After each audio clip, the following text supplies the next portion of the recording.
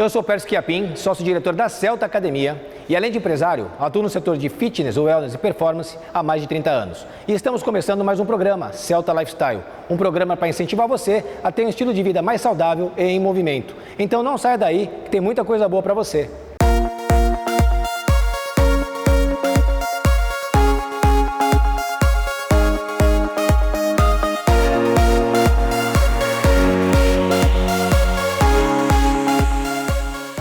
Estamos começando o nosso primeiro bloco, o bloco do especialista, e hoje nosso convidado especial é o Lucas Dutra. Ele que, além de educador físico, foi um atleta de alta performance, não é isso, Lucas? Perfeito. Muito obrigado pelo convite, Percy. Obrigado eu por estar aqui com a gente. Conta um pouquinho dessa sua trajetória como lutador. Qual a modalidade mesmo que você praticava? Sim, é kickboxing. Kickboxing. Eu luto até hoje, no caso. São 16 anos já praticando kickbox. Eu comecei com o auge ali do popó, né? Então eu ficava vendo muito luta de boxe, e aí surgiu o kickboxing lá próximo de casa, e aí eu iniciei, gostei. E assim, ao longo da carreira eu já tenho vários títulos, tanto nacionais quanto internacionais, 6 vezes campeão brasileiro, campeão pan-americano, sul-americano, vice-mundial. Esse ano fui campeão paulista, porque agora estou morando aqui em São Paulo, então me federei na Federação de São Paulo, campeão paulista, e aí estou muito feliz. Que legal. E aí toda essa paixão pela luta, pelo esporte, vamos dizer assim, te despertou também o interesse em se especializar e se formar em educação física, é isso? De fato.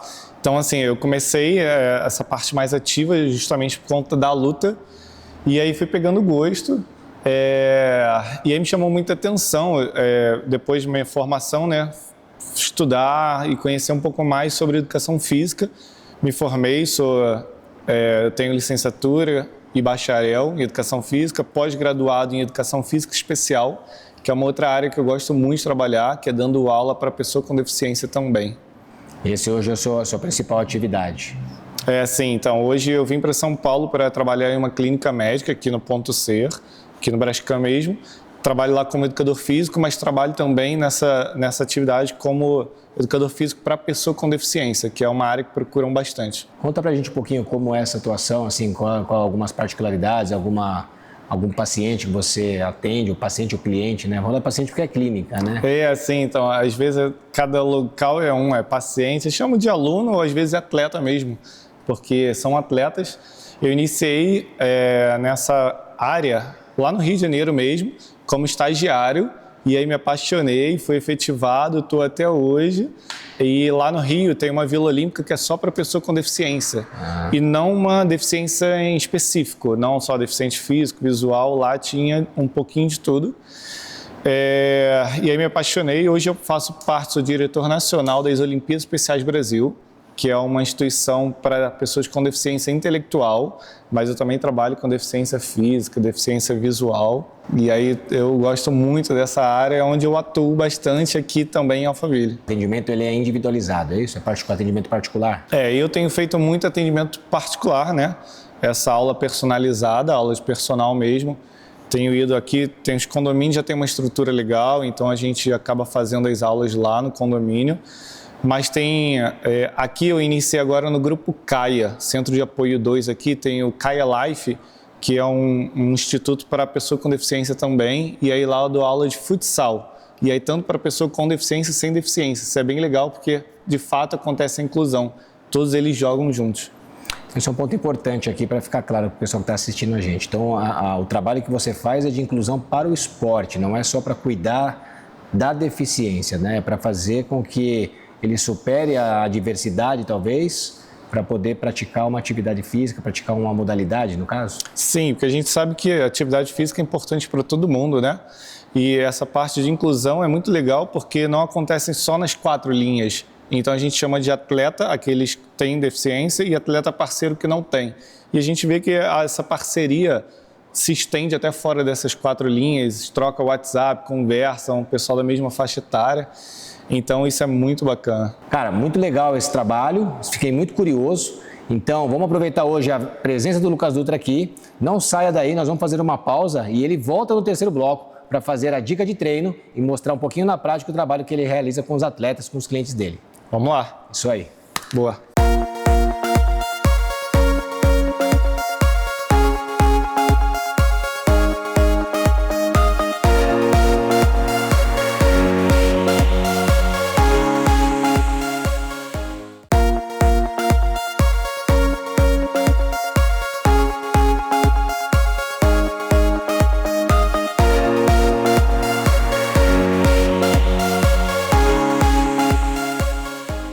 Voltamos para o nosso segundo bloco, bloco de história de superação e transformação, e hoje a minha convidada é a Etienne Farias. Ela que, além de analista de TI, é terapeuta e tem uma história muito legal para compartilhar com a gente, né, Etienne? Isso mesmo, Pércio. Obrigado por estar aqui com a gente. Agradeço.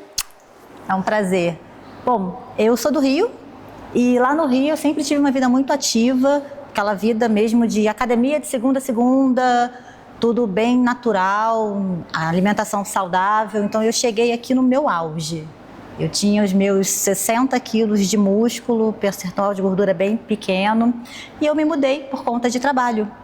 E, obviamente, que dentro dessa mudança tem todo um aspecto não só físico que muda, porque a gente muda o nosso ambiente, mas também tem um aspecto emocional, né? Lá no Rio eu passei por algumas perdas familiares e aqui, sem o restante da família presente, muitas coisas começaram a mudar. O serviço em São Paulo é um dos melhores que a gente tem no Brasil. E todos os serviços, tudo a gente acha aqui primeiro. Então, a alimentação aqui é muito boa. A gente começou aquela questão de vamos experimentar isso hoje, amanhã, e é só hoje, só um pouquinho. Ah, vamos para a academia? Ah, peraí, vamos fazer isso, vamos fazer aquilo. Então, as coisas foram mudando. O que aconteceu? Num período de 1 ano, eu engordei 25 quilos. Parou de treinar? Parei de treinar um pouco, mas assim, não parei 100%. Sempre ia numa academia ou na outra.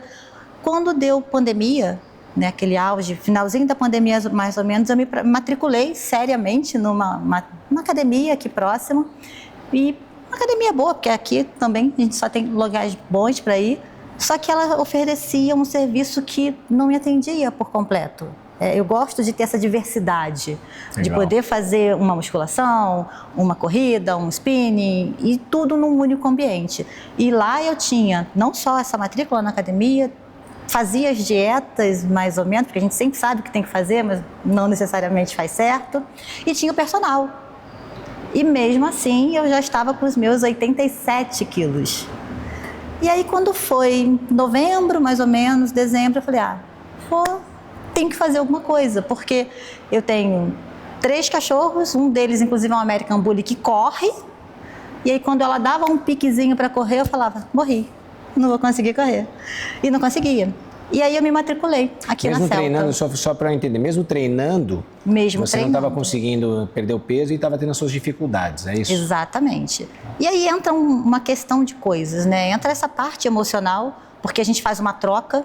Eu precisava me sentir bem, então o que eu fazia? Eu comia uma besteira, eu comia um bolo, tomava um sorvete. Não que isso seja errado, mas só é errado você fazer isso a todo instante. Então eu sempre ia para essas compensações. Mesmo treinando, você não faz uma alimentação adequada, você não fica bem. Você compensa, é autossabotagem. Você compensa, exatamente. E aí entra nível de ansiedade, e você não bebe água direito, então vira uma bola de neve. E aí eu vim para Celta.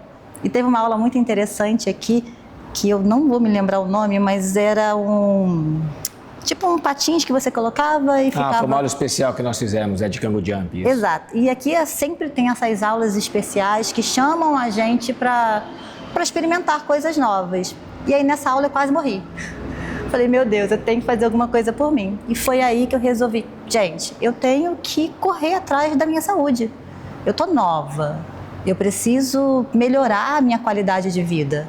E aí eu procurei uma ajuda médica, procurei realmente a ajuda aqui na academia, porque aqui eu tenho uma pessoa que passa o meu treino, que me acompanha, eu venho todos os dias e ele me corrige, puxa minha orelha quando é necessário, e isso é importante. E você faz as outras atividades também, E eu faço todas as outras atividades. Legal. Tem a aula do Fábio, que é maravilhosa, então eu faço spinning, eu faço a aula de funcional, eu faço a aula de musculação. Então todas as aulas que tem também especiais eu acabo me matriculando para poder fazer. E isso me motivou. Uma, porque a aula em grupo faz o quê? Ajuda emocional. Legal. E eu criei um vínculo de Integração amizade. social, É uma que a gente integração fala, né? social. Quando eu iniciei na Celta, isso em novembro, dezembro, eu estava com 87 quilos já. Eu tenho 1,55 m. Eu estava com esteatose quase nível 3. São 3 níveis. E isso me desesperou, né? Não era só essa questão do físico. É claro que o físico, a gente quer se ver bem. A gente quer gostar do que está vendo. E em 8 meses você conseguiu recuperar? Em 8 meses eu perdi 27 quilos. Legal. Eu acabei de fazer, inclusive, o exame né, para ver o nível de fígado, do fígado como é que tá, e zerei. Legal. Eu não tenho nada. Acho isso muito legal, assim, essa observação quando a gente fala de saúde, né? Então, alguns pontos que me chamaram a atenção foi que ela, mesmo treinando, ela não conseguia perder peso. Né? Mesmo tendo o conhecimento da terapia, né? A questão da saúde mental, da sua análise comportamental, não é simples, né? Como a gente pensa, às vezes como a gente fala numa roda de amigos. E concluindo, né, Etienne, você vê a importância de você ter uma alimentação regulada, um médico te acompanhando, né, a convivência social, além da atividade física, sendo um conjunto fundamental. É um conjunto. É você trabalhar corpo, mente, tudo junto, né? Você tem que trabalhar o seu emocional, você tem que trabalhar esse seu aspecto de social. O nosso meio influencia muito. Eu tenho falado muito também de espiritual, então corpo, mente e espírito. Espiritual, né? Exatamente. Porque você está ligado a alguma coisa, você tem que se ligar a algo maior. Eu quero estar bem para os meus sobrinhos. Eu não tenho filhos humanos, mas os meus sobrinhos são crianças e inclusive, eu consegui mudar a vida da minha irmã e da minha prima. Que legal, influenciou. Porque influenciei elas a ponto de elas se matricularem e, diga-se de passagem, elas nunca tinham ido a uma academia na vida. A minha prima vai fazer 40 anos, ela nunca tinha pisado numa academia. Então, tem essa influência positiva de você conseguir mostrar para as pessoas que não é uma questão só de eu quero ficar bonita, é uma questão de quero ficar bem. E esse é o nosso objetivo aqui. Esse. Você gostaria de deixar algum recado para o pessoal? Eu gostaria, sim. Bom, assim, gente, cuida da sua saúde, mas saúde mental, saúde emocional, saúde física. Se liga em algo maior, seja o que você quiser.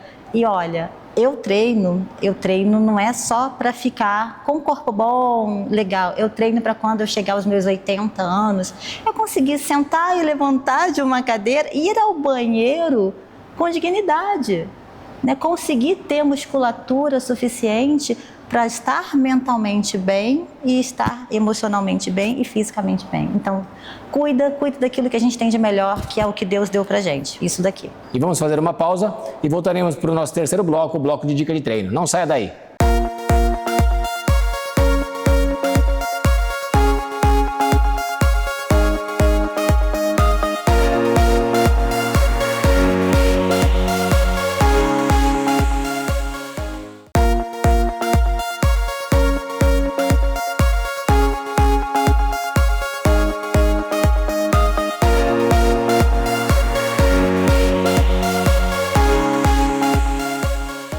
Voltamos agora para o terceiro bloco da dica de treino, de novo com o Lucas Dutra. Lucas, conta um pouquinho desse trabalho que a gente ficou curioso. Sim, então, eu trabalho com pessoas com deficiência, então, cara, a gente tem que ter muito cuidado quando a gente vai dar um atendimento personalizado para um aluno. Um exemplo, um atleta meu com síndrome de Down, ele gosta muito de kickboxing, de esporte de contato, de Muay Thai, mas a gente tem que ter um cuidado, principalmente para aquelas pessoas com síndrome de Down que possivelmente possuem um espaçamento da atlantoaxial. Então, isso é uma coisa muito importante, o professor está sempre atento. Então, ele tem que evitar esses impactos, questão de rolamento, porque pode virar um atleta tetraplégico. Então, a gente tem que ter um cuidado enorme, não é só chegar e dar aula.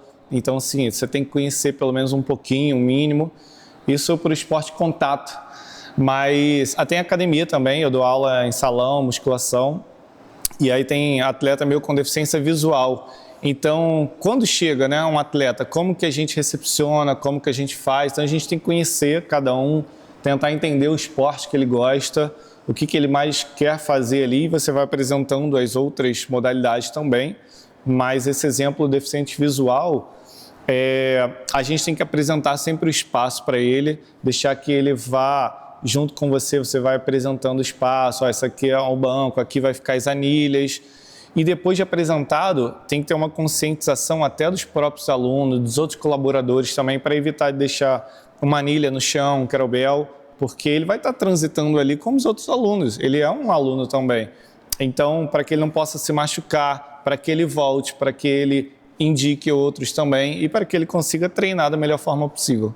Eu acho que uma coisa bacana que você tinha comentado comigo também é toda uma questão, como você fala do esporte, né? Você deu o exemplo do futebol para um deficiente visual, né, por exemplo. Sim. Então você precisa entender as características, né, do indivíduo, para depois entender as características do esporte e desenvolver ali as habilidades e as capacidades dele para que ele vá aperfeiçoando e possa chegar no nível de competição, é isso? Sim, não, de fato.